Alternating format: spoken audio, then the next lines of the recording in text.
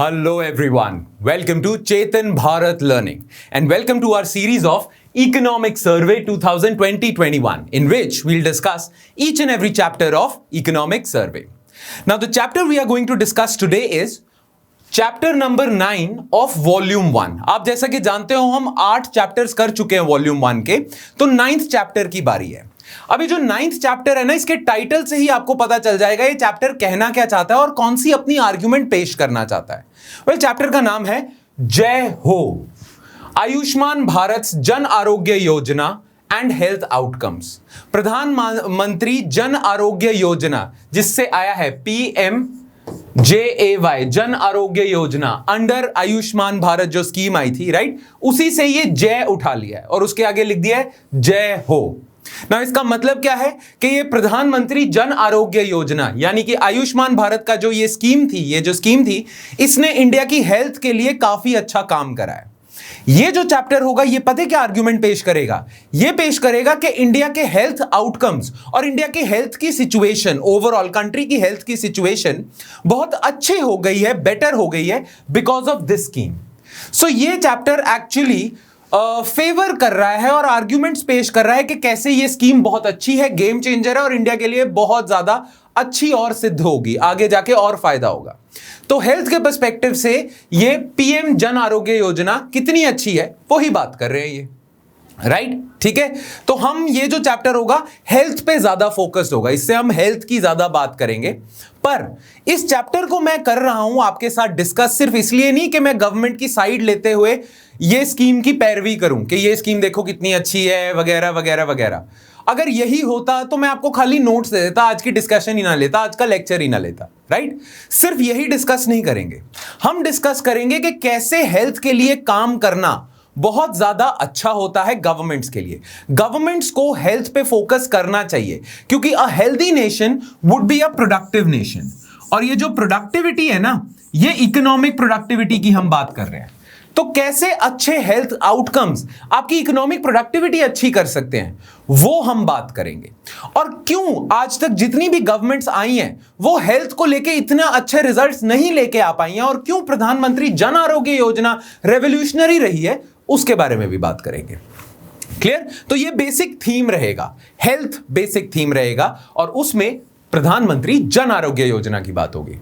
Clear? Ayushman Bharat की। Now जैसा कि हर चैप्टर में होता है वैसे ही इस चैप्टर की स्टार्टिंग भी एक कोट से हो रही है। कोट है मार्टिन लूथर किंग जूनियर का। नाउ अगर आपने इनका नाम नहीं सुना, ये यूएसए में बहुत फेमस इंसान है। 1960s में जो ब्लैक्स, जो अफ्रीकन अमेरिकन थे, उनके लिए ये बहुत बड़े लीडर साबित हुए थे। इन्होंने अफ्रीकन अमेरिकन को यूएसए में बहुत सारे राइट्स दिलवाए थे। जिस मूवमेंट का इन्होंने आगाज किया था ना, जिस मूवमेंट को इन्होंने सपोर्ट करा था या लीड करा था, उस मूवमेंट का नाम भी था सिविल राइट्स मूवमेंट। अमेरिका में राइट्स जो थे ना बहुत सारे, वो व्हाइट्स को अवेलेबल थे, ब्लैक्स के लिए बहुत ज्यादा राइट्स अवेलेबल नहीं थे, उनके खिलाफ डिस्क्रिमिनेशन होती थी। तो उनके खिलाफ डिस्क्रिमिनेशन को रोकने के लिए इन्होंने बहुत काम करा है। पर ये बहुत ही एक लेजेंडरी पर्सनालिटी है उनके लिए, राइट, यूएसए के लिए। तो इन्होंने कई ऐसी बातें भी करी हैं जिन्हें लोग मानते हैं, और बातें apart from black justice, apart from racial justice. अब इन्होंने एक कोट दिया था, वो काफी आपके आंसर्स और एसेज में यूज किया जा सकता है। वो कोट का नाम क्या है? कोट क्या है? Of all the forms of inequality, injustice in health care is the most shocking and most inhuman. इन्होंने कहा है कि इनइक्वालिटी तो होती है, वेल्थ इनइक्वालिटी है, न्यूट्रिशनल इनइक्वालिटी हो सकती है, सिक्योरिटी इनइक्वालिटी हो सकती है, बहुत सारी इनइक्वालिटीज एग्जिस्ट करती हैं। पर सबसे ज्यादा घोर अनर्थ, अनजस्ट जो इनइक्वालिटी है ना, वो हेल्थ की इनइक्वालिटी है कि जो रिच हैं उनके पास अच्छी हेल्थ है और जो पुअर हैं वो अच्छी हेल्थ अफोर्ड नहीं कर सकते। तो इनके कहना यह है कि गवर्नमेंट्स को या पूरी कम्युनिटी, सोसाइटी को हेल्थ की तरफ काम करना चाहिए। तभी इस चैप्टर की स्टार्टिंग में यह लाइन पेश करी है इकोनॉमिक सर्वे ने, क्योंकि इन्होंने अपनी इस लाइन से हेल्थ का काफी अच्छा वो करा है, आर्ग्यूमेंट पेश करा है या हेल्थ को बहुत ज्यादा इंपॉर्टेंस दी है। क्लियर? चलो फिर अब हम स्टार्ट करते हैं इंट्रोडक्शन की। इस चैप्टर में इस चैप्टर को इंट्रोड्यूस कैसे करा है इकोनॉमिक सर्वे ने। नाउ ये चैप्टर स्टार्ट करता है, ये पहली लाइन पढ़ना बहुत इंपॉर्टेंट है। Provisioning of public goods is quite weak under free markets. Therefore, it is government's job to ensure that they are adequately available, especially for the vulnerable sections. Now, ये line आपको नहीं समझ आएगी, बिल्कुल नहीं समझ आएगी, अगर आपको पता ही नहीं पब्लिक गुड्स क्या होते हैं. तो वो देख लेते हैं फटाफट, पब्लिक गुड्स क्या होते हैं. राइट नाउ, दो तरीके के गुड्स एंड सर्विसेज होते हैं इकोनॉमी में. जब हम बात करते हैं ना गुड्स एंड सर्विसेज की, तो दो तरीके के गुड्स एंड सर्विसेज होते हैं. एक होते हैं पब्लिक गुड्स और एक होते हैं आपके प्राइवेट गुड्स. अब अगर आप ये सोच रहे हो कि पब्लिक गुड्स वो होते हैं जो गवर्नमेंट प्रोड्यूस करती है और प्राइवेट गुड्स वो होते हैं जो प्राइवेट लोग प्रोड्यूस करते हैं, और इतनी सी सिंपल सी डेफिनेशन के साथ खुश हो जाते हो, तो बहुत गलत कर रहे हो आप. ठीक है, पब्लिक गुड्स की डिफरेंशिएशन फ्रॉम प्राइवेट गुड्स दो फैक्टर से होती है. How are public goods different from private goods? क्या होते हैं पब्लिक गुड्स? पब्लिक गुड्स वो होते हैं जो नॉन राइवलरस होते हैं और जो नॉन एक्सक्लूजनरी होते हैं. ध्यान से सुनना इन दोनों वर्ड्स का मतलब, ये इकोनॉमी के लिए बहुत इंपॉर्टेंट है. Public goods non rivalries relationship follow करते हैं, नॉन एक्सक्लूजनरी होते हैं. पहले बात करते हैं नॉन राइवलरस की. नॉन राइवलरस का मतलब, देखो जितने भी गुड्स आपके कंट्री में अवेलेबल है ना, अगर आप वो गुड्स ज्यादा ले लोगे तो बाकियों के लिए कम छोड़ दोगे. राइट पर पब्लिक गुड्स में ऐसा नहीं होता. फॉर एग्जाम्पल, अगर वीट है आपके कंट्री में, पूरी कंट्री में वीट है, और आप कंपनी फॉर्म करते हो एक, और सारी वीट खरीद लेते हो, तो आप बाकी लोगों के लिए कम वीट छोड़ रहे हो, कम राइस छोड़ रहे हो, या कोई भी प्रोडक्ट आप ऐसा यूज कर लो. अगर आप इतने सारे सेलफोन्स खरीद लोगे तो बाकियों के लिए आप कम सेलफोन्स छोड़ रहे हो. राइट ऐसा हो सकता है. जितने भी गुड्स हैं वो फाइनाइट नंबर में है ना, अगर आप ज्यादा ले लोगे तो बाकियों के लिए कम करोगे. इसे हम कहते हैं राइवलरस रिलेशनशिप. आपकी consumption is in rivalry with other people's consumption. आप अगर ज्यादा कंज्यूम कर रहे हो कोई गुड तो बाकियों के लिए कम छोड़ रहे हो, आपकी राइवलरी है ना. पब्लिक गुड्स ऐसे गुड्स होते हैं जो नॉन राइवलरस होते हैं. अगर मैं ज्यादा कंज्यूम कर लूंगा या मैं कंज्यूम करूंगा, ना ज्यादा भी नहीं, मैं कंज्यूम कर रहा हूं वो गुड या सर्विस, तो बाकियों के लिए भी इनफ होना चाहिए, होगा. राइट अब एग्जाम्पल क्या है पब्लिक गुड का? अभी आते हैं, पहले नॉन एक्सक्लूजनरी की भी बात कर लेते हैं. नॉन एक्सक्लूजनरी क्या है? नॉन एक्सक्लूजनरी का मतलब क्या होता है ना, जितने भी प्राइवेट गुड्स है ना, ये जितने भी गुड्स मार्केट में है जो प्राइस पे मिलते हैं, आपको मार्केट से खरीदने पड़ते हैं. राइट वो जितने भी गुड्स है ना, वो सारे एक्सक्लूजनरी हैं. फॉर एग्जाम्पल, ये जो पेन है, लेट्स सपोज ये पेन 100 रुपीज का है, तो जो इंसान 100 रुपीज दे सकता है वही ये पेन ले सकता है, इसको कंज्यूम कर सकता है. और जो इंसान 100 रुपीज नहीं अफोर्ड कर सकता वो एक्सक्लूड हो जाएगा, उसको ये पेन का सुख नहीं मिलेगा. राइट तो जितने भी गुड्स होते हैं ना, एक तो वो राइवलरस रिलेशन फॉलो करते हैं कि मैं कंज्यूम कर रहा हूं तो बाकियों के लिए कम छोड़ रहा हूं. दूसरा, जितने भी गुड्स या सर्विस होते हैं वो प्राइस पे मिलते हैं, वो एक्सक्लूजनरी होते हैं, कुछ को एक्सक्लूड करते हैं और कुछ लोगों को ही मिलते हैं. राइट प्राइवेट गुड्स ऐसे ही होते हैं जो राइवलरस होंगे, एक्सक्लूजनरी होंगे. पर पब्लिक गुड्स क्या है? पब्लिक गुड्स ना तो राइवलरस हैं ना एक्सक्लूजनरी हैं. पब्लिक गुड्स सबको अवेलेबल होने चाहिए. पब्लिक गुड्स ऐसा नहीं है कि मुझे मिल रहे हैं तो बाकियों को नहीं मिलेंगे. अब पब्लिक गुड का एग्जाम्पल क्या है? पब्लिक गुड या सर्विस. आपकी गवर्नमेंट आपको लॉ एंड ऑर्डर की सर्विस देती है ना, लॉ एंड ऑर्डर की जो आप सर्विस अवेल कर रहे हो वो नॉन राइवलरस है. आपको अगर पुलिस प्रोटेक्ट कर रही है तो इसका मतलब ये नहीं है बाकियों को नहीं करेगी. पुलिस की ड्यूटी है, गवर्नमेंट की ड्यूटी है कि सबको प्रोटेक्ट करना है. लॉ एंड ऑर्डर एक सर्विस हो गई. रोड्स जो गवर्नमेंट देती है आपको, वो एक पब्लिक गुड हो गया, सबके लिए अवेलेबल है, ना कोई एक्सक्लूड हो रहा है ना किसी के लिए कम हो रही है.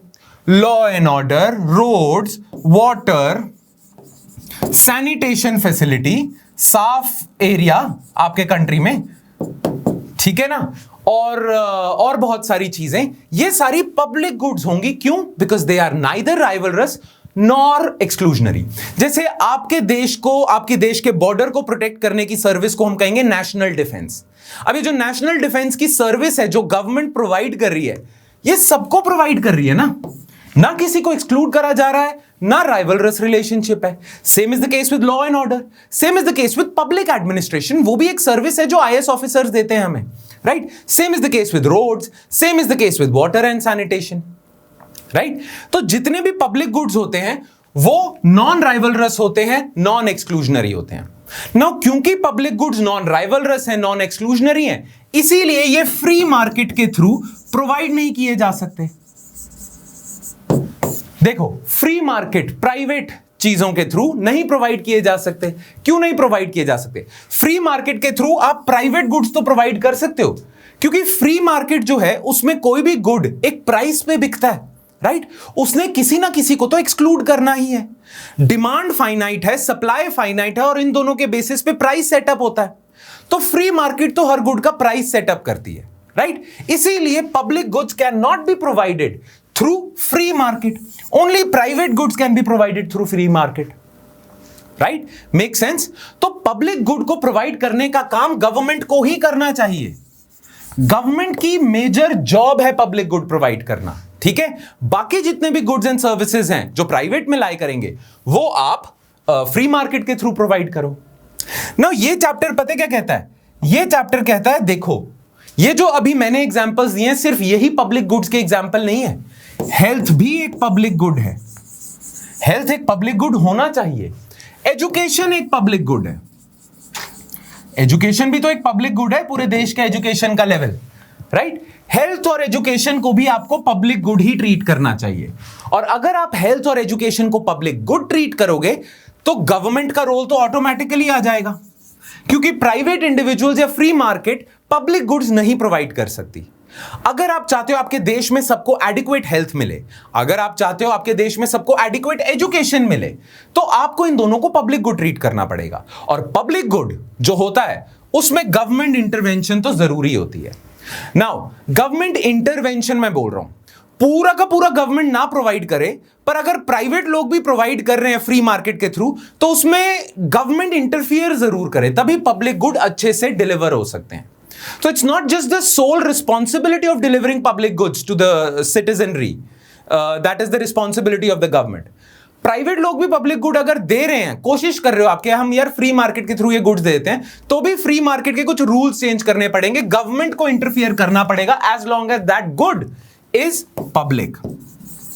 तो पब्लिक गुड्स, एक तो पब्लिक गुड्स जरूरी तो है ही है ना। आप पूरे देश में सबको रोड्स देना चाहते हो, सबको लॉ एंड ऑर्डर सर्विस देना चाहते हो, ये तो गवर्नमेंट का कोर फंक्शन है। हेल्थ और एजुकेशन भी देना चाहते हो। वेलफेयर गवर्नमेंट्स जो होती हैं, वेलफेयर इकोनॉमीज जो होती हैं, वो तो हेल्थ और एजुकेशन देती हैं, वो हेल्थ और एजुकेशन को पब्लिक गुड कंसीडर करती हैं। और जहां पब्लिक गुड होंगे उनकी इफेक्टिव डिलीवरी तभी हो सकती है अगर गवर्नमेंट बीच में है। Make sense? ठीक है, इसके बारे में अभी और बात करेंगे। एकदम से वापस आ जाते हैं हम इंट्रोडक्शन पे। नाउ ये पहली लाइन समझ आ गई? Provisioning of public goods is quite weak under free markets, नहीं हो सकती। Therefore it is government's job to ensure that they are adequately available, especially for the vulnerable sections. जो पब्लिक गुड गवर्नमेंट बीच में आती पता क्यों है? अगर पब्लिक गुड्स को आप प्राइवेट फ्री मार्केट के थ्रू डिलीवर करोगे ना, तो सिर्फ रिच को ही फायदा होगा, क्योंकि वो अफोर्ड कर सकते हैं लॉ एंड ऑर्डर। अपने घर में सिक्योरिटी गार्ड रख लेंगे, अपने घर में बॉडीगार्ड, अपने पास बॉडीगार्ड रख लेंगे, अपने को वो प्रोटेक्ट कर सकते हैं वो, राइट? तो अगर गवर्नमेंट नहीं कंसिडर करती पब्लिक गुड्स या गवर्नमेंट नहीं डिलीवर करती पब्लिक गुड्स, तो सिर्फ रिच को फायदा होगा, वो अफोर्ड कर लेंगे। पर पुअर पीपल, वल्नरेबल सेक्शंस, ये गुड्स एंड सर्विसेज अफोर्ड नहीं कर सकते। इसीलिए main purpose of providing for public goods is कि वल्नरेबल सेक्शंस को भी मिले, नॉन एक्सक्लूजनरी हो, ये नॉन राइवलरस हो, right? While the rich can seek private alternatives, rich private alternatives पे चले जाएंगे। Lobby for better services, lobby for better services मतलब आपने नोटिस करा होगा, जहां ज्यादा अमीर अमीर लोग रहते हैं ना, वहां पे लॉ एंड ऑर्डर और पुलिस बहुत अच्छे से काम करती है। क्यों? क्योंकि वो पावरफुल हैं, वो गवर्नमेंट से लॉबी करके अपने पास अच्छी सर्विसेज प्रोवाइड करवा सकते हैं, पर पुअर सेक्शंस पे जाएगी नहीं। Make sense? बनती है बात? तो देखें, lobby for good services, move to areas where public goods are better. जहां पब्लिक गुड्स बेटर है वहां चले जाएंगे, वहां शिफ्ट हो जाएंगे, पर यह फैसिलिटी पुअर और वल्नरेबल के पास है नहीं। Make sense? But government suffer from horizon problem. अब ये जो बात है ना कि गवर्नमेंट को आना पड़ेगा हेल्थ देने के लिए, क्योंकि हेल्थ पब्लिक गुड है, गवर्नमेंट को आना पड़ेगा एजुकेशन देने के लिए, क्योंकि वो पब्लिक गुड है, और जितने भी पब्लिक गुड्स हैं वहां के लिए गवर्नमेंट को आना पड़ेगा। अगर ये फैक्ट ऑलरेडी आप सबको पता है, तो गवर्नमेंट अभी तक अच्छे से क्यों नहीं आई? क्यों हमारे देश में हेल्थ अच्छी नहीं है? क्यों हमारे देश में एजुकेशन अच्छी नहीं है? ये फैक्ट तो गवर्नमेंट को बहुत पहले से पता था, फिर गवर्नमेंट क्यों नहीं आई? बड़ा सिंपल कारण है, गवर्नमेंट्स जो होती है ना वो फेस करती हैं एक प्रॉब्लम, जिस प्रॉब्लम का नाम है होराइजन प्रॉब्लम। तभी इंडिया की गवर्नमेंट्स ये पब्लिक गुड्स अच्छे से प्रोवाइड नहीं कर पाई हैं, क्योंकि governments are facing horizon problem. अब होराइजन प्रॉब्लम का मतलब पता क्या है?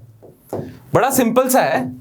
होराइजन प्रॉब्लम का सिंपल ये मतलब है कि ये जो चीजें हैं ना, ये जो पब्लिक गुड्स हैं, हेल्थ हो गया एक्सक्यूज मी, हेल्थ हो गया या एजुकेशन हो गया, ये जितने भी पब्लिक गुड्स हैं ना, इनको प्रोवाइड करने के लिए आपको लॉन्ग टर्म इन्वेस्टमेंट्स करनी पड़ती हैं।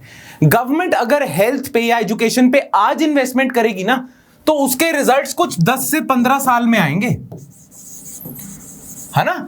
ये कुछ चीजें होती हैं जिनका लॉन्ग टर्म इंपैक्ट होता है, क्लियर। बट एक गवर्नमेंट को री इलेक्शन तो 5 साल में करना है। अगर गवर्नमेंट ने इतना अच्छे स्टेप्स ले भी लिए फॉर हेल्थ एंड एजुकेशन, पर उसके रिजल्ट 5 साल में नहीं आएंगे, तो वोटर्स को कैसे पता चलेगा गवर्नमेंट ने अच्छा काम करा है? वोटर्स तो आपको नहीं वोट करेंगे उस बेसिस पे। तो पॉलिटिशियंस की मोटिवेशन हट जाती है कि लॉन्ग टर्म काम किए जाएं। वो शॉर्ट टर्म चीजें करते रहते हैं जो वोटर्स को दिख जाए, लॉन्ग टर्म काम वो करते ही नहीं है। क्यों?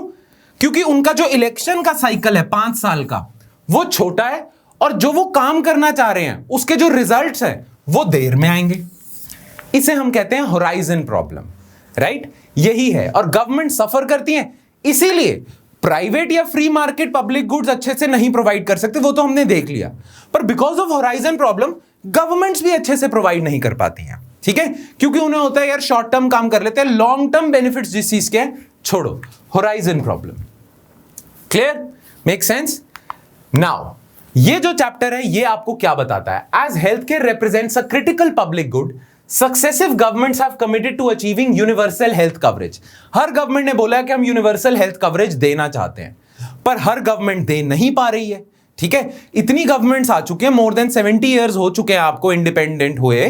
हर गवर्नमेंट ने बोला है कि हम यूनिवर्सल हेल्थ कवरेज देंगे, पर कोई भी गवर्नमेंट इस गोल को अच्छे से अचीव नहीं कर पाई है, क्लियर।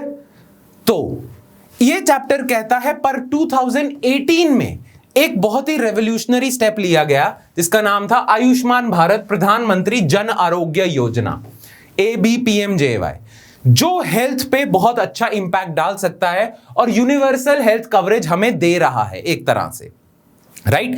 तो ये जो चैप्टर है ना, ये बताएगा कि कैसे प्रधानमंत्री जन आरोग्य योजना आयुष्मान भारत बहुत अच्छी स्कीम थी, कैसे इसने हमारे हेल्थ की सिचुएशन अच्छी करी है। जिन जिन स्टेट्स ने इसे अच्छे से इंप्लीमेंट करा उन स्टेट्स का फायदा हुआ है, जिन्होंने नहीं करा उनका नुकसान हो गया है, वहां हेल्थ अच्छी नहीं हुई है। तो ये एक तरह से आर्ग्यूमेंट्स पेश करेगा ये chapter in favour of this scheme. ये कहता है कि 2018 में ये स्कीम आई है और हम यूनिवर्सल हेल्थ कवरेज के गोल को अचीव करने के पाथ पे आ चुके हैं, क्लियर, मेक सेंस, ठीक है। तो ये चैप्टर उसकी आर्ग्यूमेंट देगा। खैर, ये एक डिस्कशन है जो मैं आपसे करना चाहता हूं, ऑलमोस्ट पार्शियली हम कर चुके हैं, पर एक बारी और बात कर लेते हैं इसके बारे में। इसका नाम है public goods, democracy and governance. Now अभी थोड़ी देर पहले हमने बात करी है कि पब्लिक गुड्स जो रिस्पॉन्सिबिलिटी है वो है गवर्नमेंट की, पर गवर्नमेंट ये अच्छे से नहीं डिलीवर कर पाती। Why? Because of horizon problem,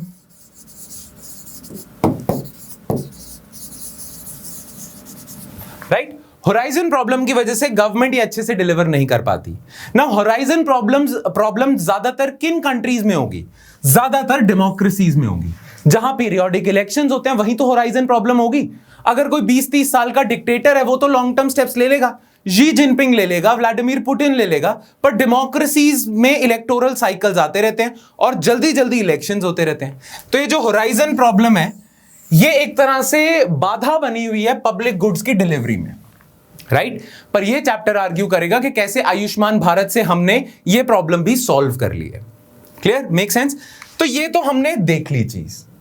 अब हम ये बात करते हैं कि क्यों पब्लिक गुड्स प्रोवाइड करना इंपॉर्टेंट है। डेमोक्रेसीज में अगर आप होराइजन प्रॉब्लम को सॉल्व कर दो और गवर्नमेंट अच्छे से पब्लिक गुड्स डिलीवर कर पाए तो उस देश की गवर्नेंस ही बेटर होगी, right. And health is a very good public good, education is a very good public good, बहुत सारे लोग ना ये आर्ग्यू करते हैं कि गवर्नमेंट को ना ज्यादा इन्वेस्टमेंट नहीं करनी चाहिए पब्लिक गुड्स में, क्योंकि गवर्नमेंट का खर्चा बढ़ता है। आपको याद होगा कुछ चैप्टर्स पहले हम जो डिस्कशन कर रहे थे फिस्कल डेफिसिट के बारे में, जब डिस्कशन कर रहे थे तो मैंने आपको दो टर्म्स बताए थे। एक मैंने बताया था होते हैं फिस्कल कंजर्वेटिव्स,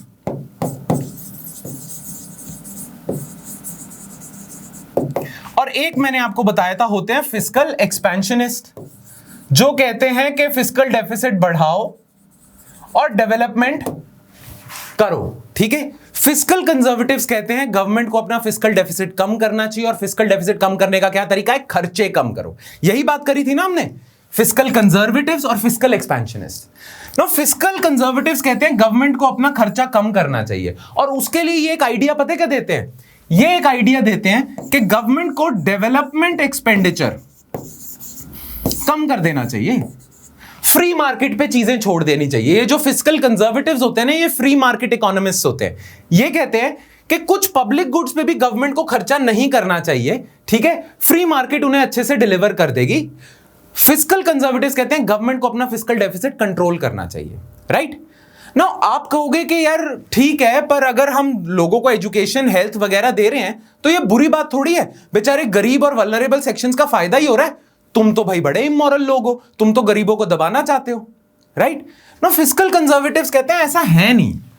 फिस्कल कंजर्वेटिव्स कहते हैं हम तो ऐसा नहीं चाहते, हम चाहते हैं कि सबको मिल जाए हेल्थ और एजुकेशन, पर हम मानते हैं कि फ्री मार्केट बेटर दे सकती है।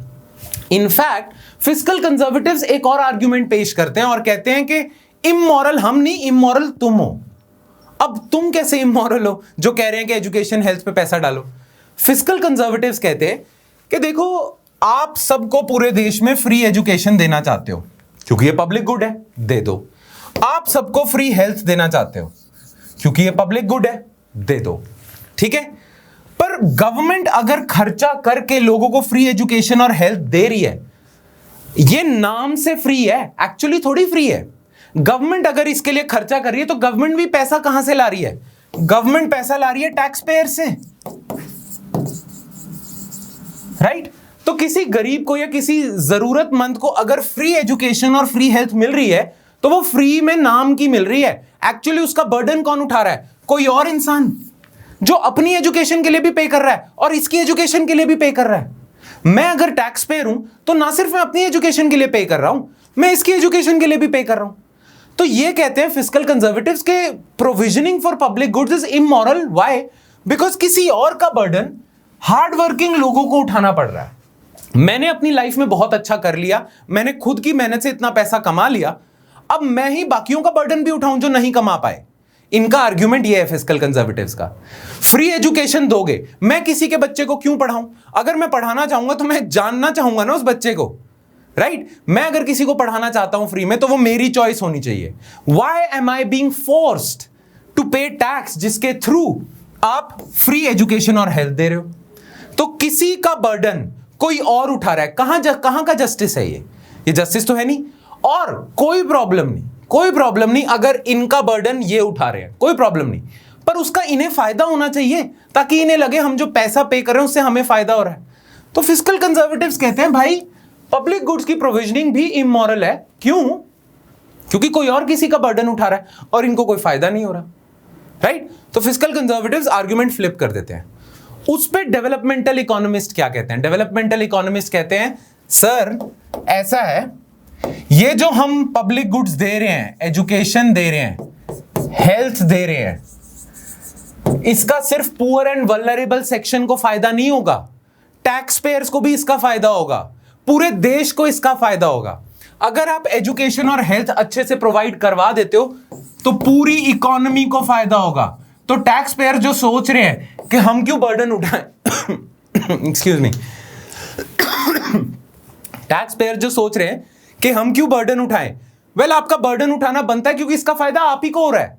तो आप जो पैसा दे रहे हो उसका आपको नुकसान नहीं हो रहा है, आप जो बर्डन उठा रहे हो इवेंचुअली उसका फायदा आप ही को होगा क्योंकि पूरी इकोनॉमी का फायदा होगा, राइट? तो डेवलपमेंटल इकोनॉमिस्ट कहते हैं कि अगर आप एजुकेशन के लिए फंडिंग दे रहे हो, हेल्थ के लिए गवर्नमेंट अगर प्रोविजन प्रोवाइड कर रही है, हेल्थ अगर पॉपुलेशन की अच्छी है तो लेबर प्रोडक्टिविटी अच्छी है, एजुकेशन अच्छी है तो स्किल्ड लेबर आएगी आपके पास, तो लेबर प्रोडक्टिविटी अच्छी होगी, उससे आपकी इकोनॉमी ग्रो करेगी, और ग्रोइंग इकोनॉमी पूरी देश की इनकम्स बढ़ा देंगी। आपके को भी फायदा होगा ग्रोइंग इकोनॉमी का, तो पूरे देश को फायदा होता है इस चीज का। इसीलिए एजुकेशन और हेल्थ को पब्लिक गुड कंसिडर करना चाहिए। ये पूरी राम कहानी मैंने इसलिए बताई है कि why these public goods are important, and this chapter argues कि why government should focus its energies towards provisioning of health. सबको हेल्थ मिलेगी, देश आगे बढ़ेगा, पूरे देश को फायदा होगा। सबको एजुकेशन मिलेगी, पूरे देश को फायदा होगा, तभी इन्हें हम पब्लिक गुड्स कहते हैं। क्लियर? Make sense? ठीक है। नाउ जो आयुष्मान भारत की स्कीम है ना, आयुष्मान भारत की जो स्कीम है, वो स्कीम पता क्या है बेसिकली? अभी हम स्कीम भी डिस्कस करते हैं क्या है, पर वो बेसिकली क्या कर रही है, जितने भी poor and vulnerable sections of your society है ना, सबको हेल्थ इंश्योरेंस कवरेज दे रहा है। ठीक है। पहले वो बेचारे जो पुअर एंड वल्नरेबल सेक्शंस थे, वो हेल्थ फैसिलिटीज नहीं अवेल कर पाते थे। उसका रीजन क्या था कि उनके पास पैसे ही नहीं है हॉस्पिटलाइजेशन के, उनके पास पैसे ही नहीं है सर्जरीज कराने के। पर अब गवर्नमेंट उन्हें हेल्थ कवरेज दे रही है, इससे अब पुअर एंड वल्नरेबल सेक्शंस भी सर्जरी, हॉस्पिटल फैसिलिटीज अवेल कर सकते हैं। ये मोटे मोटे तौर पे आयुष्मान भारत का आइडिया है। नाउ ये जो बॉक्स मैंने आपके साथ शेयर करा ना स्क्रीनशॉट लेके इकोनॉमिक सर्वे से, इसमें बताया हुआ है कि बाकी कंट्रीज ने जब ट्राई करा ना इंश्योरेंस प्रोवाइड करने का अपनी पॉपुलेशन को, तो उनको कितना फायदा हुआ। यूएसए में ओबामा केयर बड़ा फेमस है, ओबामा केयर है ना, उसका नाम एक्चुअली मेडिकेड था, पर ओबामा केयर नाम से बड़ा फेमस हो गया था। उसने हेल्थ इंश्योरेंस प्रोवाइड करी है सबको, स्पेशली ब्लैक्स को, अफ्रीकन अमेरिकन जो काफी पुअर सेक्शंस में ही आते हैं। उससे पूरे यूएसए को बहुत फायदा हुआ है। ठीक है। तो इंश्योरेंस का, हेल्थ इंश्योरेंस जब आप गरीबों को प्रोवाइड करते हो, तो हर कंट्री में देखा गया है कि उन कंट्रीज को फायदा हुआ है। यूएसए को फायदा हुआ है, मेक्सिको को फायदा हुआ है, थाईलैंड को फायदा हुआ है, राइट। तो इसीलिए गवर्नमेंट ने जो स्टेप लिया आयुष्मान भारत के थ्रू हेल्थ इंश्योरेंस देने का सबको, क्योंकि बाकी कंट्रीज को फायदा हुआ है, इंडिया को भी फायदा हुआ है, और अभी तो सिर्फ 2 साल हुए हैं, आगे और फायदा होगा। क्लियर? Make sense? चलो अब आयुष्मान भारत के बारे में देख लेते हैं। नाउ आयुष्मान भारत 2 पार्ट्स में डिवाइड करा जा सकता है। 2 पार्ट्स क्या है? एक तो है प्रधानमंत्री जन आरोग्य योजना, इसमें हेल्थ इंश्योरेंस कवरेज मिलेगी पुअर एंड वल्नरेबल सेक्शंस को, और दूसरा है हेल्थ एंड वेलनेस सेंटर्स। आप ना देखो, जो हेल्थ होती है ना, उसे 3 पार्ट्स में डिवाइड कर लेते हो, primary health, secondary health, tertiary.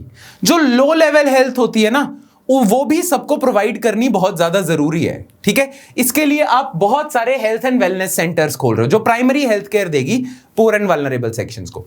और जन आरोग्य योजना, ये जो टर्शरी हेल्थ होती है, जिसमें जैसे टर्शरी हेल्थ का एग्जांपल हो गया सुपर स्पेशलिटी हॉस्पिटल्स, जहां सर्जरीज बड़ी बड़ी होती हैं, उनका फायदा अगर देना है पुअर सेक्शंस को, तो आप लेके आए हो हेल्थ इंश्योरेंस कवरेज, जिस स्कीम का नाम है प्रधानमंत्री जन आरोग्य योजना।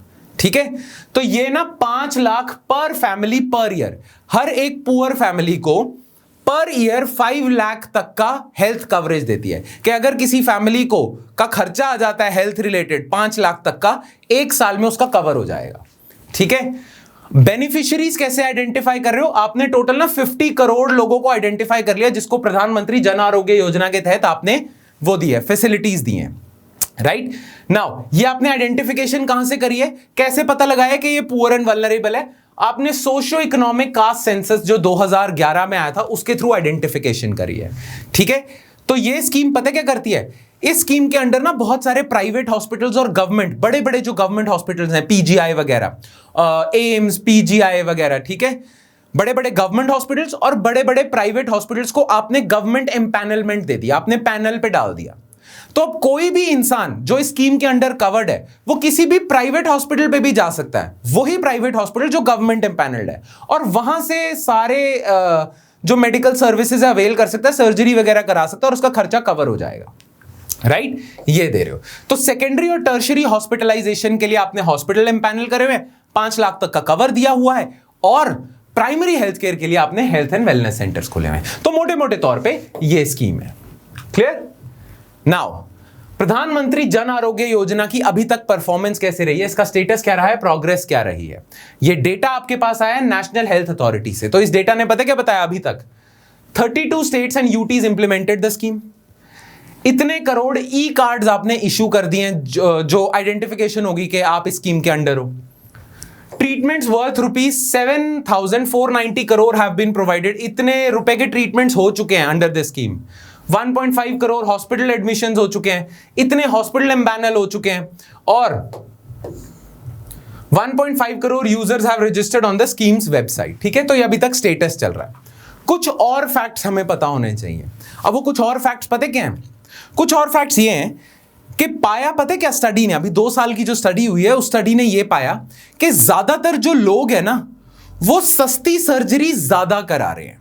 जैसे कि ये ग्राफ देखो, इस ग्राफ ने देखा कि अंडर आयुष्मान भारत ज्यादातर लोग, ज्यादातर सर्जरीज या ज्यादातर हॉस्पिटल सर्विसेज सस्ती चीजों की ज्यादा और ये महंगी चीजों के कम क्लेम लिए जा रहे हैं।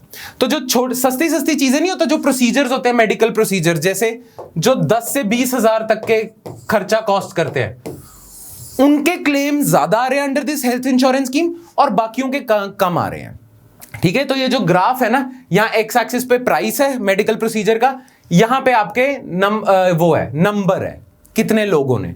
तो ये लॉन्ग राइट टेल्ड है। ठीक है, पीक इसकी जल्दी सस्ते में आते, तो ये देखा गया है। दूसरा आपने पता क्या देखा है? दूसरा देखा है कि सबसे ज्यादा कौन सी फील्ड को आप वो करते हो, कि सबसे ज्यादा जो फैसिलिटीज ले रहे हो आप अंडर आयुष्मान भारत, वो कौन सी फील्ड्स हैं? तो जनरल मेडिसिन के सबसे ज्यादा आप फैसिलिटीज अवेल कर रहे हैं लोग। उसके बाद नंबर आता है जनरल सर्जरी का, फिर ऑब्स्टेट्रिक्स एंड गायनाकोलॉजी, फिर इसका गायनाकोलॉजी का फिर 3rd नंबर पे आता है। तो सबसे ज्यादा जनरल मेडिसिन है। जनरल मेडिसिन जो है उसके सबसे ज्यादा यूजेस उठाए जा रहे हैं। और जनरल मेडिसिन में इन्होंने एक और चीज पाई है, जो डायलिसिस नहीं होता, किडनी डायलिसिस, वो लोग बहुत यूज कर रहे हैं। वो जनरल मेडिसिन के अंडर ही आता है। जनरल मेडिसिन के अंडर ही किडनी डायलिसिस के भी बहुत सारे क्लेम्स आप उठा रहे हो। ठीक है, तो ये सारे फैक्ट्स है, ये आप पढ़ के भी पता कर सकते हो। ये इतने जरूरी नहीं है, आपसे पूछेगा नहीं कोई, बट फिर भी मैंने आपके साथ शेयर कर लिया है। क्लियर?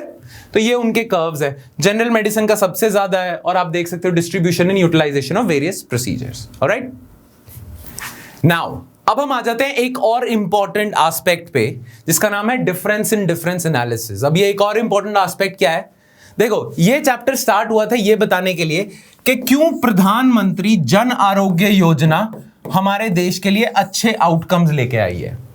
पर ये पता कैसे चलेगा कि प्रधानमंत्री जन आरोग्य योजना से देश को फायदा हुआ है? अब ये पता क्या कर रहे हैं, ये ना 2 डेटा सेट्स उठा रहे हैं। ठीक है, एक हुआ था आपका national family health survey number 4, ये हुआ था आपका 2015-16 में, जब आयुष्मान भारत नहीं आया था।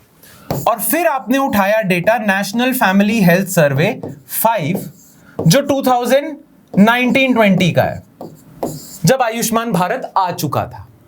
अब आपने ये डेटा उठा लिया और आपने ये डेटा उठा लिया और डिफरेंट स्टेट्स को कंपेयर कर लिया, राइट? तो जो पहले डेटा था जब आयुष्मान भारत नहीं आया था, फिर उसके बाद देखा जब आयुष्मान भारत आ गया, अब देखें हेल्थ पे क्या इंपैक्ट हुआ है। तो इससे आपको पता चल जाता है, आप डिफरेंस ले रहे हो, टाइम का डिफरेंस ले रहे हो। 2015 में क्या हेल्थ आउटकम्स थे, क्या इन्फेंट मोर्टेलिटी रेट था, क्या सिस्टम चल रहा था, और 2019 में जब आयुष्मान भारत आ चुका है, अब क्या डिफरेंस हुआ है हेल्थ में, वो आपने उठा लिया डिफरेंस। पुराने डेटा सेट का डिफरेंस उठा रहे हो नए डेटा सेट से, ये तो सिंपल है, और डिफरेंट स्टेट्स में जाके देख रहे हो। क्लियर? पर ऐसा भी तो हो सकता है कि कई स्टेट्स में हेल्थ आउटकम्स अच्छे आए हैं, पर वो आयुष्मान भारत की वजह से नहीं आए, कुछ और फैक्टर्स की वजह से आ गए। ऐसा हो सकता है ना कि कई स्टेट्स में अच्छे हेल्थ आउटकम्स किसी और फैक्टर की वजह से आ गए, आयुष्मान भारत रीजन नहीं था, उसको भी आप काउंट कर लोगे, आयुष्मान भारत के क्रेडिट में दे दोगे, तो ये तो गलत बात होगी। तो आप पता क्या करते हो, फिर आप चेक करते हो कि एक तो आप डिफरेंस ले रहे हो इनका 2 डेटा सेट्स का, एक आप डिफरेंट स्टेट्स को भी कंपेयर कर रहे हो, उन स्टेट्स को कंपेयर कर रहे हो। ये दोनों डेटा आप उठा रहे हो उन स्टेट्स का जहां प्रधानमंत्री जन आरोग्य योजना अभी तक इंप्लीमेंट नहीं हुई। जैसे वेस्ट बंगाल एक स्टेट है, उसने आयुष्मान भारत नहीं इंप्लीमेंट करी, तो उसका आपने देखा इंप्रूवमेंट हुई है या नहीं हुई। और वो स्टेट्स जिन्होंने इंप्लीमेंट करा है प्रधानमंत्री जन आरोग्य योजना, जिन स्टेट्स ने इंप्लीमेंट करा है, उनमें ये दोनों डेटा सेट्स उठा के देखते हो और देखते हो उनमें इंप्रूवमेंट हुई है नहीं हुई। तो ना सिर्फ आप एक डिफरेंस देख रहे हो बिटवीन डेटा सेट्स, आप स्टेट्स में भी डिफरेंस देख रहे हो, जिन्होंने इंप्लीमेंट करा, जिन्होंने नहीं इंप्लीमेंट करा। That is why it is called difference in difference analysis. ये डिफरेंस आप डिफरेंट एरियाज में चेक कर रहे हो, right? Difference in difference analysis. इससे क्या होगा, वो सारे फैक्टर्स जो आयुष्मान भारत का पार्ट नहीं है पर जिनकी वजह से हेल्थ अच्छी हो सकती थी, वो तो वेस्ट बंगाल में भी अवेलेबल होंगे। वो फैक्टर्स जो आयुष्मान भारत से रिलेटेड नहीं है पर जिसने हेल्थ अच्छी करी है, वो तो वेस्ट बंगाल में भी अवेलेबल होंगे। तो उन फैक्टर्स को एलिमिनेट करने के लिए और सिर्फ PMJAY के कंट्रीब्यूशन को देखने के लिए आप स्टेट्स को भी कंपेयर करते हो, डेटा सेट्स को भी कंपेयर करते हो। This is called difference in difference analysis. Clear? ये आप कर रहे हो, ये स्टैटिस्टिक्स की ही चीज है, ठीक है? प्लस आपने ना एक और चीज कर दी। वैसे एक और चीज पता है क्या है? देखो, पंजाब और केरला को कंपेयर करना या उत्तर प्रदेश और केरला को कंपेयर करना इतना भी ठीक नहीं होगा अगर आपने देखना है कि आयुष्मान भारत काम कर रहा है नहीं कर रहा, क्योंकि उत्तर प्रदेश और केरला अलग अलग है ना, काफी ज्यादा उनमें और फैक्टर्स हैं। केरला में तो ऑलरेडी हेल्थ अच्छी है, तो उसमें क्या ही इंप्रूवमेंट हो सकती है, ऑलरेडी सब अच्छा है। यूपी में स्कोप है इंप्रूवमेंट का, वो तो और अच्छे से इंप्रूव हो सकता है, राइट? तो इन सारे फैक्टर्स को भी हटाने के लिए आपने ना दो और कंपैरिजन कर दिए।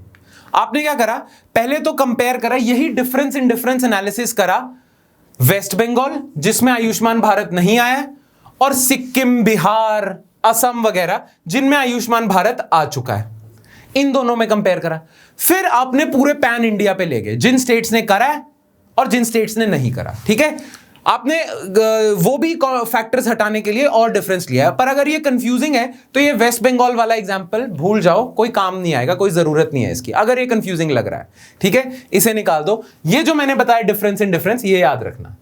इससे आपने क्या निकाला, क्या पता चला कि इसकी क्या कंट्रीब्यूशन है, सिर्फ इसकी क्या फायदा हुआ इससे, ठीक है? This chapter attempts to estimate the impact of PMJAY on health outcomes using difference in difference analysis. ये डेटा सेट्स हैं NFHS 4, NFHS 5, ठीक है? अब क्या पाया आपने, रिजल्ट क्या आए हैं? The proportion of households with health insurance increased by 54% for all states that implemented PMJAY, while falling by 10% in states that did not. तो जिन स्टेट्स ने ये आयुष्मान भारत इंप्लीमेंट करा उसमें हेल्थ इंश्योरेंस कवरेज बढ़ गई, जिन स्टेट्स ने नहीं करा उनमें कम हो गई। फिर आप बात करते हो इन्फेंट मोर्टेलिटी रेट, जिन स्टेट्स ने PMJAY इंप्लीमेंट करा उनमें इन्फेंट मोर्टेलिटी रेट कम हो गई, राइट? ज्यादा से कम हुई है। और जिन स्टेट्स ने नहीं कम करा उनमें बहुत कम नंबर से हुई है। जैसे जिन स्टेट्स ने करा है वहां IMR 20% से कम हुआ है, और जिन्होंने नहीं करा वहां सिर्फ 12% से कम हुआ है। Same fact under 5 mortality rate का है, सेम फैक्ट फीमेल हेल्थ का है, ठीक है? फीमेल हेल्थ का क्या होता है कि जो सेक्सुअल हेल्थ है या ये जो कॉन्ट्रासेप्शन की फैसिलिटी है, ये जो कॉन्ट्रासेप्शन की फैसिलिटी है, प्रेगनेंसी में स्पेसिंग होनी चाहिए, जो फीमेल रिप्रोडक्टिव हेल्थ है, राइट? उसके भी इंपैक्ट उन्हीं स्टेट्स में अच्छे हुए हैं जिन्होंने ये इंप्लीमेंट करा है। तो ये सारे फैक्ट्स वो लिखे हुए हैं कि जिन जिन स्टेट्स ने अच्छे से इंप्लीमेंट करा है उनको क्या क्या फायदा हुआ है। तो ये आर्ग्यूमेंट्स आप नोट्स में से देख लेना, आंसर्स में यूज कर सकते हो, ठीक है? तो ये फायदा हुआ है। अच्छा, प्रधानमंत्री जन आरोग्य योजना और कोविड-19 के दौरान ना पता क्या पाया गया, कुछ चीजें पाई गई हैं। जब से लॉकडाउन लगा था ना तब से पाया ये गया कि जो लोग फैसिलिटीज उठा रहे थे ना, number of people who were availing the benefit of this योजना, वो लॉकडाउन के दौरान कम हो गए, ठीक है? जनरल मेडिसिन के क्लेम्स कम हो गए, जनरल सर्जरी के क्लेम्स हो गए। जितने ज्यादा लोग कोविड-19 आने से पहले फायदा उठा रहे थे इसका, वो अब उतने लोग नहीं है, नंबर कम हो गया, राइट? तो हमने ये पाया कि जब कोविड-19 लॉकडाउन आया था तो पहले मान लो इतने number of people were availing the benefit, फिर उसके बाद जैसे ही लॉकडाउन होगा नंबर कम हो गया, और अब जब से अनलॉक फेज हो चुका है, लॉकडाउन खत्म हो चुका है, वापस से लोग अब प्रधानमंत्री जन आरोग्य योजना की फैसिलिटी अवेल कर रहे हैं। तो ये वी शेप्ड रिकवरी हुई है इसमें भी, number of people who are availing the benefit of this, right? तो क्वेश्चन ये उठता है कि लॉकडाउन के दौरान ये कम क्यों हुआ था, राइट? ना कम क्यों हुआ था, उसके दो कारण है या दो सेट्स ऑफ कारण है। एक तो कुछ सप्लाई साइड फैक्टर्स से जिनकी वजह से ये जो मेडिकल फैसिलिटीज थी कम अवेल हो रही थी, और कुछ डिमांड साइड फैक्टर्स थे। सप्लाई साइड फैक्टर्स का मतलब लोगों के पास डॉक्टर्स की फैसिलिटी अवेलेबल नहीं थी for various other medical services. जैसे क्यों? सप्लाई साइड फैक्टर्स क्या थे? बहुत सारे health care workers medical services नहीं दे रहे थे लोगों को क्योंकि उन्हें डर था इन्फेक्शन ना हो जाए। बहुत सारे प्राइवेट हॉस्पिटल्स बाकी मेडिकल सर्विसेज अपार्ट फ्रॉम कोविड-19 बाकी मेडिकल सर्विसेज नहीं दे रहे थे क्योंकि लॉकडाउन लगा हुआ था और उन्हें डर था इन्फेक्शन ना हो जाए। बहुत सारे गवर्नमेंट हॉस्पिटल्स ने बहुत सारे अपने रूम्स बुक कर दिए थे कोविड-19 पेशेंट्स के लिए क्योंकि डर था ना बहुत सारे आ जाएंगे। तो अगर कोविड-19 पे गवर्नमेंट अपनी सारी रिसोर्सेज लगा देगी तो बाकी जो फैसिलिटीज थी उन पे गवर्नमेंट के पास रिसोर्सेज नहीं बचे। सारे कमरे अगर कोविड-19 पेशेंट्स के लिए बुक कर दोगे तो बाकी जो चीजें हैं वो नहीं मिलेंगी ना। तो इसीलिए इस दौरान लॉकडाउन के दौरान सर्विसेज अवेलेबल कम हो गई थी because of these factors, supply कम हो गई थी, तो इसी वजह से ये डिप आ गया। अच्छा, डिमांड साइड फैक्टर्स क्या है? बहुत सारे पेशेंट्स हॉस्पिटल नहीं जा रहे थे, उन्हें इन्फेक्शन का डर था तो वो डिमांड ही नहीं कर रहे थे, राइट। दूसरा, जो डिमांड कर भी पा रहे थे वो हॉस्पिटल तक नहीं पहुंच पा रहे थे क्योंकि सड़कें बंद है, ट्रांसपोर्ट बंद है, प्लस बहुत सारे लोग जॉबलेस भी तो हो गए। जॉबलेस हो गए तो उनके पास पैसा भी नहीं आ रहा है, फाइनेंशियल दिक्कत भी है। तो डिमांड साइड फैक्टर्स भी थे, सप्लाई साइड फैक्टर्स भी थे। अच्छा, एक और चीज पता चली है कि आयुष्मान भारत के तहत जो क्लेम्स थे वो कम हो गए थे लॉकडाउन के दौरान, बाद में वापस बढ़ गए, ठीक है। तो क्लेम्स बहुत कम हो गए थे लॉकडाउन के दौरान। बाकी सारे क्लेम्स तो बंद हो गए थे। पता ये चलता डायलिसिस के क्लेम्स तो नहीं बंद हुए थे, डायलिसिस के क्लेम कम नहीं हुए। क्यों? क्योंकि भाई डायलिसिस लाइफ सेविंग प्रोसीजर है, अगर नहीं कराएंगे किडनी पेशेंट डायलिसिस तो मर सकते हैं, राइट। इसलिए ये तो कराना जरूरी था, तो ये तो लोग करवाते गए। इससे पता चलता है कि लाइफ सेविंग प्रोसीजर जो है, सस्ते लाइफ सेविंग प्रोसीजर जो है ना, वो कितने ज्यादा जरूरी हैं, कितना ज्यादा फायदा पहुंच रहा है प्रधानमंत्री जन आरोग्य योजना का। लोगों को लाइफ सेविंग फैसिलिटीज मिल रही है उन्हें, जिससे जानें बच रही हैं उनकी। क्लियर? यही वो है, वी शेप्ड रिकवरी हुई है, ठीक है। अच्छा, कंक्लूजन क्या है? वही डिफरेंस इन डिफरेंस एनालिसिस से हमें पता चलता है कि फायदा हुआ है और कितना ज्यादा इंपॉर्टेंस है पब्लिक गुड्स की। यही सारी चीजें कंक्लूजन में है। आंसर में अच्छी आर्ग्यूमेंट्स आप लिख सकते हो अगर यही लैंग्वेज आप यूज करो जो मैं आपको नोट्स में दूंगा, ठीक है। बाकी लिखा क्या है कंक्लूजन में वो आप समझ चुके हो, बस लैंग्वेज के लिए इसे पढ़ लेना, बेटर लैंग्वेज फॉर्म कर सको। ऑलराइट, तो इसी के साथ हमारा ये वाला चैप्टर भी खत्म होता है। I hope you like the chapter. This chapter was pretty brief, ठीक है। So I hope you liked it and it was not that difficult also ना, इतना मुश्किल भी नहीं था। तो आई होप आपको समझ आ गया होगा। पर इस चैप्टर में से दो चीजें जो मैं चाहता था इकोनॉमी के पर्सपेक्टिव से आपको समझ आए, वो है एक तो पब्लिक एंड प्राइवेट गुड, ये पता होना चाहिए, नॉन राइवलरस, नॉन एक्सक्लूजनरी, ये इकोनॉमी के पर्सपेक्टिव से इंपॉर्टेंट है। और दूसरा ये है जो हमने अभी करा था, इंपॉर्टेंस के इकोनॉमिक इंपॉर्टेंस क्या है पब्लिक गुड्स की, हेल्थ और एजुकेशन की, जो हमने डिबेट करी थी ना फिस्कल कंजर्वेटिव्स वगैरह वाली, वो आपको चीजें समझ आ गई ना। बस बाकी चैप्टर तो आप पढ़ के भी कर सकते हो। मेन इस चैप्टर, इस लेक्चर का लेने का मेरा मेन मकसद ही था वो दो चीजें करवाना। ऑलराइट, चलो फिर इसी के साथ हम कंक्लूड करते हैं आज का lecture. That's it from my side guys. I hope you like the lecture. If you have any doubts, जैसा कि मैं हमेशा कहता हूं, please ask us those doubts. So yeah, that's it from my side guys. I will see you next time with another chapter. Thank you. Hi, अगर आपको ये lecture पसंद आया तो हमारे चैनल को सब्सक्राइब कीजिए, और अगर आप यूपीएससी 2021 के प्रीलिम्स के लिए सीरियस हैं तो हमारा क्रैश कोर्स जरूर ज्वाइन कीजिए। कोर्स की डिटेल्स आपको हमारी वेबसाइट, जिसका लिंक डिस्क्रिप्शन सेक्शन में होगा, उस पर मिल जाएंगी। नहीं तो आप हमें कॉल कर सकते हैं नीचे दिए गए नंबर पर।